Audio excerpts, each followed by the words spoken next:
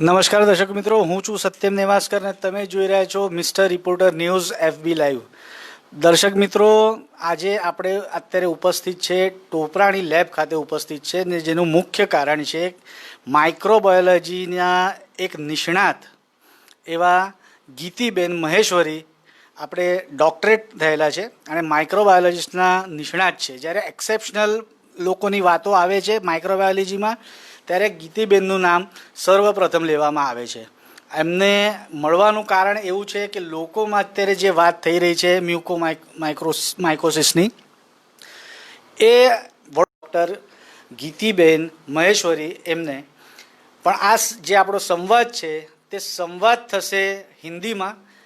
મેડમને આપણાને કીધું છે કે તેમને થોડું ગુજરાતી એટલું ઝડપથી બોલતા કે એવું નહીં ફાવે, તો એ હિન્દીમાં આપણાને કહેશે, તો એના માટે અમે ક્ષમા પ્રાર્થી છે તમારા. આપણે વાત કરીશું, આપણો સંવાદ શરૂ કરીશું मैडम ने. नमस्कार मैडम.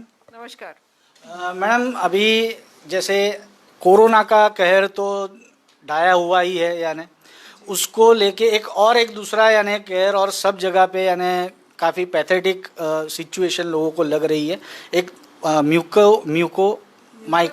माइकोसिस के इससे ये कितना इफेक्टिव और ये कितना घातक है, ये उसके बारे में हमें बताएं, और ये चीज़ है क्या?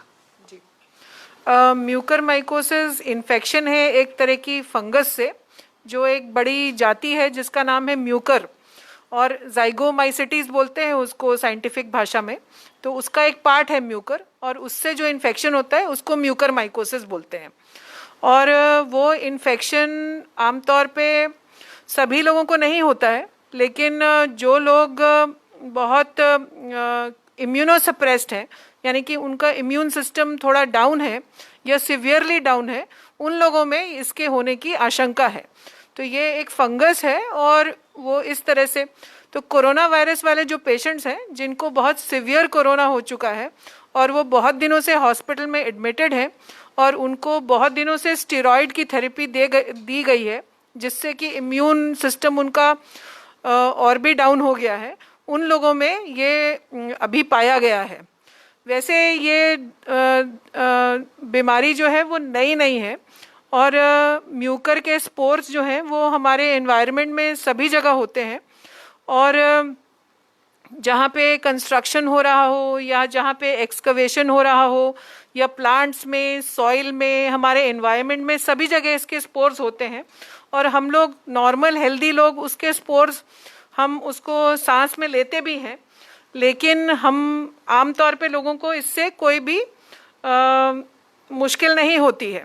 लेकिन जिन लोगों का इम्यून सिस्टम डिप्रेस्ड होता है, जैसे कि कोविड पेशेंट्स, और जो कि इम्यून थेरेपी पे यानी कि इम्यूनोसप्रेसिव थेरेपी पे हैं, उन लोगों को, और जो बहुत सिवियरली इम्यूनो कॉम्प्रोमाइज्ड होते हैं डायबिटीज़ की वजह से, बहुत सिवियर डायबिटीज़ है, ब्लड शुगर उनका कंट्रोल में नहीं है और वो कीटो एसिडोसिस जैसी कंडीशन में जाने लगते हैं, या फिर ल्यूकीमिया पेशेंट्स यानी कि ब्लड कैंसर के पेशेंट्स, और लिम्फोमा पेशेंट्स, वो भी एक तरीके का कैंसर होता है, और ट्रांसप्लांट पेशेंट्स जो कि इम्यून सप्रेस्ड होते हैं, उन लोगों में इस फंगस के इन्फेक्शन की होने की संभावना होती है. मैम, ये कैसे डायग्नोज होता है कि पेशेंट इज सफरिंग फ्रॉम, यानी क्या सिम्टम्स रहते हैं इसके म्यूकोमाइकोसिस? जो म्यूकरमाइकोसिस है वो आमतौर पे 5 तरीके का होता है. तो एक को बोलते हैं राइनोसेरिब्रल म्यूकरमाइकोसिस.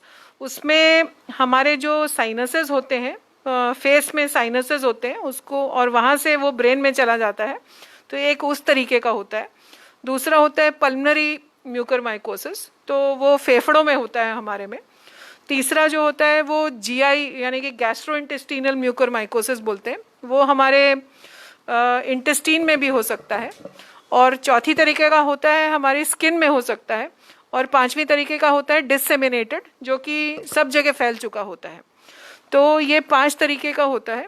तो आमतौर में इसमें जो पल्मनरी म्यूकरमाइकोसिस है और राइनोसेरिब्रल म्यूकरमाइकोसिस है वो सबसे ज़्यादा कॉमन होता है.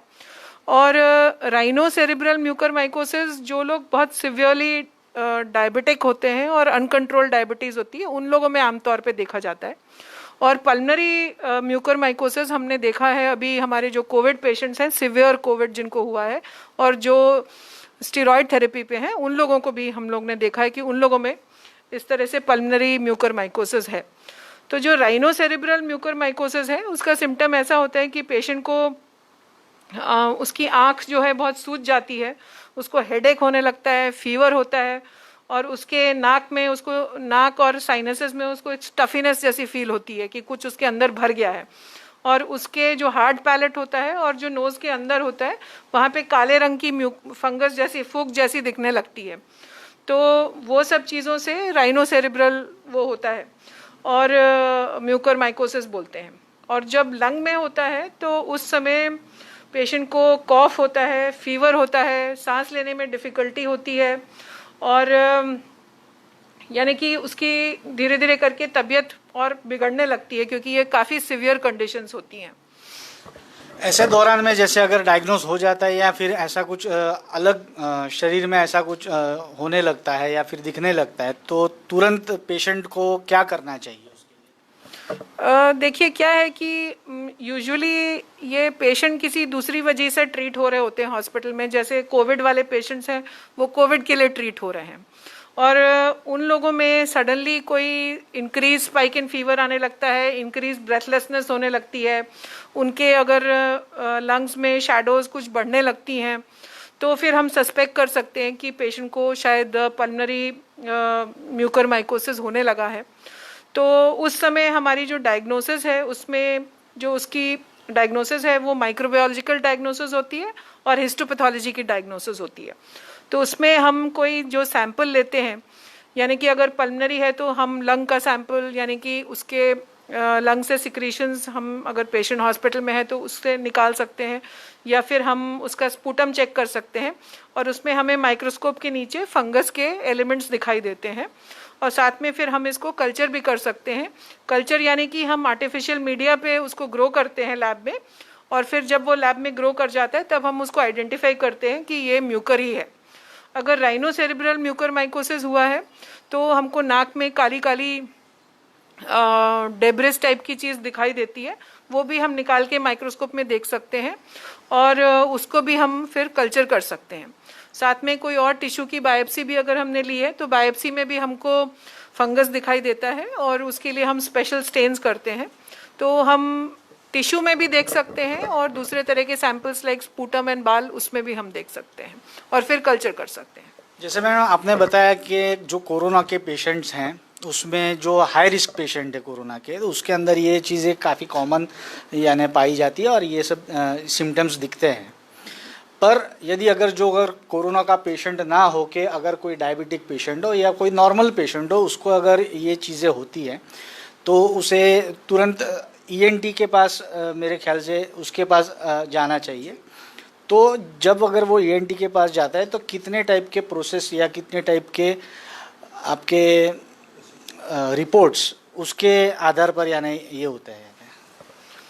देखिए क्या है कि ऐसे आमतौर पे सबको तो हो नहीं जाता है, वो तो बड़ा क्लियर है कि जो आमतौर पे सभी लोग हैं नॉर्मल पर्सन को बिना किसी इम्यूनोसप्रेसिव कंडीशन के हुए बिना ये म्यूकरमाइकोसिस नहीं होगा। और जो लोग पेशेंट्स जिस तरह से मैंने बताया कि जो लोग severe Covid with steroid therapy पे हैं या फिर पेशेंट्स जो हैं बहुत सिवियरली डायबिटिक हैं और उनकी अनकंट्रोल डायबिटीज़ है या फिर ल्यूकीमिया वाले या कैंसर वाले पेशेंट्स जो हैं, अगर उन लोगों को जो भी मैंने अभी लक्षण बताए म्यूकरमाइकोसिस के अगर वो होने लगते हैं तो फिर उनको तुरंत ही डॉक्टर के पास जाना चाहिए, ईएनटी डॉक्टर के पास, और या फिर वो चेस्ट फिजिशियन के पास भी जा सकते हैं और फिर वो लोग जो हैं उनकी सैंपल निकाल के हमारे पास भेजते हैं डायग्नोसिस के लिए। तो हमें मालूम है कि ये सब डिजीज़ेस जो हैं बहुत जल्दी स्प्रेड करती है, म्यूकरमाइकोसिस बहुत जल्दी स्प्रेड कर जाता है और उसकी मोर्टेलिटी यानी कि उससे पेशेंट्स के मरने की संभावना भी बहुत ज़्यादा होती है। जैसे कि राइनोसेरेब्रल म्यूकरमाइकोसिस की मरने की संभावना करीब 65 to 70% है और लंग वाले म्यूकरमाइकोसिस की मरने की संभावना भी करीब 80% है। तो इतनी ज़्यादा मोर्टेलिटी जिस डिज़ीज़ की है वो हम जानते हैं कि वो जितनी जल्दी हो सके डायग्नोसिस उतना अच्छा है। तो सैंपल जैसे ही आता है अगर उसमें हम तुरंत ही उसको हम चेक करके और हम फिजिशियन को वापस बताते हैं कि भाई इसमें लग रहा है, हमको स्मीयर में दिखाई दे रहा है कि म्यूकर है, तो आप जो है उसी कल्चर में तो हम उसको ग्रो करेंगे ही, लेकिन आप तुरंत ही पेशेंट को दवाई दे दीजिए। तो हम समझते हैं कि इसकी क्या सीरियसनेस है और हम इस वजह से उसको काफ़ी जल्दी से डायग्नोज करने की कोशिश करते हैं। कितने रिपोर्ट इसके म्यूकर के निकालने पड़ते हैं यानी? वो तो जैसे सैंपल जिस तरह से होते हैं, यानी कि अगर टिश्यू है तो उसकी बायोप्सी होती है और उसका हम लोग हिस्टोपैथोलॉजी देखते हैं, और कल्चर होता है तो फिर हम उसका स्मीयर देखते हैं और कल्चर होते हैं। तो अगर फिजिशियन को लगता है कि उसको एक सैंपल से वो सेटिस्फाइड नहीं है तो फिर हम मल्टीपल सैंपल्स भी देख सकते हैं। एडवांस एमआरआई सिस्टम जो है और सीटी स्कैन, इसका क्या रोल रहता है इसके अंदर? देखिए, जब लंग और ब्रेन में दोनों जगह म्यूकर माइकोसिस होती है तो हम सीटी स्कैन में हमको काफ़ी अच्छी तरीके से दिखाई देता है कि कुछ जो भी उसकी म्यूकर के लिए जो यानी कि जो चीज़ें हैं वो उसमें पता चलती हैं कि सीटी स्कैन में कि ये हो सकता है म्यूकर, या फिर एक्सरे में भी, प्लेन एक्सरे में भी थोड़ा पता चलता है, लेकिन सीटी स्कैन में ज़्यादा अच्छा पता चलता है। तो एक बार पेशेंट जब फिजिशियन के पास जाता है तो वो सारी सब टेस्ट साथ में ही कराते हैं, क्योंकि वो समझते हैं कि ये डिज़ीज़ बहुत जल्दी स्प्रेड करने लगती है। तो इसीलिए वो साथ में सीटी स्कैन भी कराएंगे और साथ में टिश्यू डायग्नोसिस के लिए भी भेजेंगे। जैसे आपने बताया कि म्यूकर के 5 ऐसे टाइप्स हैं, तो रेगुलर फंगल इन्फेक्शन और म्यूकर में क्या अंतर है यानी? देखिए, हमारे पास फंगल इन्फेक्शन तो यानी कि 1 लाख से ज़्यादा फंगस इस दुनिया में है, और एक्चुअली में इतनी तो हम जानते हैं, और एक्चुअली में 1 मिलियन से भी ज़्यादा हमारे पास बहुत तरीके की फंगस होती है। कई तरह की ऐसी होती है जो हमने कभी स्टडी भी नहीं की है, लेकिन उसमें से थोड़ी ऐसी होती है, यानी कि 50 एक ऐसी होती हैं जिससे ह्यूमन इन्फेक्शन हो सकता है। बाकी बहुत से तरीके की होती हैं जिससे प्लांट्स में इन्फेक्शन होते हैं या फिर जानवरों में इन्फेक्शन होते हैं, उस तरह की भी होती हैं। और कुछ ऐसी होती हैं जिससे कोई इन्फेक्शन नहीं होता है, लेकिन वो सिर्फ होती है एनवायरनमेंट में। तो जो दूसरे तरह की फंगस होती है वो एक्चुअली स्ट्रक्चर में भी अलग होती है, वो अलग तरीके से बिहेव करती है।